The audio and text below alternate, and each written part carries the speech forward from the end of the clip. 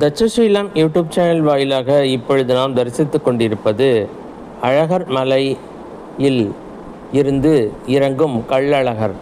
கள்ளழகர் எவ்வளோ அலங்காரம் பண்ணிக்கிட்டு மதுரைக்கு போகிறார் பாருங்க. ரொம்ப அழகான சிவப்பு மாலை மற்றும் சம்மங்கி மாலை, மனோரஞ்சித மாலை, இந்த மாலைகளெல்லாம் மணமிக்க மாலைகளெல்லாம் சூடிக்கொண்டு அழகிய வஸ்திரங்களை அணிந்து கொண்டு அவர் மதுரைக்கு கிளம்பிவிட்டார். ஆனாலும் அவருக்கு எப்பொழுதுமே நூபுர கங்கையின் தீர்த்தம் கொண்டுதான் அபிஷேகம் செய்ய வேண்டும். அப்பொழுதுதான் அந்த அபரஞ்சி தங்கமானது கருக்காமல் இருக்கும்.